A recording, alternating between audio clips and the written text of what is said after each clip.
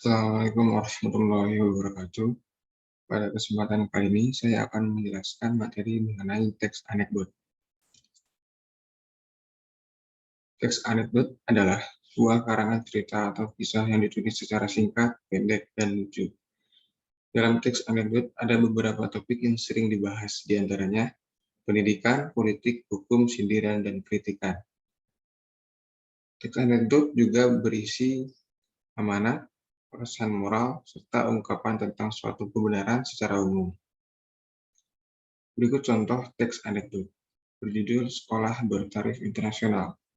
Suatu ketika di sebuah sekolah negeri, entah di mana, seorang bapak guru memberitahu kepada anak didiknya bahwa sekolah mereka akan berubah status menjadi sekolah SBI. Anak-anak, ada kabar gembira untuk kita semua. Tidak lama lagi, sekolah kita akan menjadi sekolah SBI, yaitu Sekolah Bertaraf Internasional. Nah, untuk menyambut hal ini, saya mau tanya, apa yang akan kalian siapkan? Tanya sang guru. Joni, apa yang akan kamu lakukan untuk menyambut ini? Tanya guru tersebut lebih lanjutnya. Dengan sigap, si Joni pun menjawab pertanyaan guru. Belajar bahasa Inggris agar mampu berbicara bahasa Inggris, Bu. Jawab Joni. Bagus sekali, kalau kamu, Jono. Tanya guru pada Joni. Harus siapkan uang, Pak. Jawab Jono. Loh, kok uang? Tanya guru lebih lanjut. Ya, Pak. Soalnya kalau sekolah kita statusnya sudah SBI, pasti bayarnya lebih mahal. Masa sih bayarnya sama kayak sekolah biasa? Udah gitu, pasti nanti diminta iuran untuk ini itu.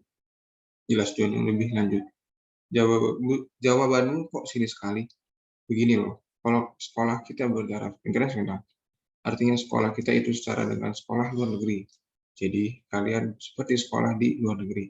Sang guru melanjutkan penjelasannya. Tapi Pak, kalau menurut saya, SBI itu bukan sekolah bertaraf internasional, tapi sekolah bertarif internasional. Jono juga melanjutkan penjelasan. Selanjutnya ada contoh teks anekdot berjudul Pelajaran yang Disukai. Di suatu hari, ada seorang guru cantik yang bertanya kepada murid tentang mata pelajaran yang disukai. Anak-anak, ibu ingin bertanya, apa pelajaran yang paling kalian sukai? Di antara siswa tersebut menjawab bahasa Inggris, Bu, kesenian, Bu, olahraga, Bu. Sang guru pun bertanya kembali, bagus semuanya. Kalau kamu, Sigit, apa pelajaran yang kamu sukai? Sigit menjawab, pelajaran kosong, Bu. Sang guru pun kesal. Dari contoh teks anekdot yang telah sebelumnya, ada beberapa ciri yang terlihat. Ciri-ciri teks anekdot terdiri dari bersifat humor atau lelucon, artinya teks anekdot berisikan kisah-kisah lucu atau bualan. Bersifat menyindir, bisa jadi mengenai orang penting, memiliki tujuan tertentu, kisah cerita yang disajikan hampir menyerupai dongeng, dan yang terakhir menceritakan tentang karakter hewan dan manusia sering terhubung secara umum dan realistis. Teks anekdot memiliki tujuan. Seperti kita ketahui, teks anekdot juga memiliki tujuan yang ditujukan untuk membaca dalam setiap kisah cerita yang ditulis. Tujuan-tujuan tersebut merupakan latar belakang bagi pengarang atau penulis untuk menulis sebuah teks anekdot.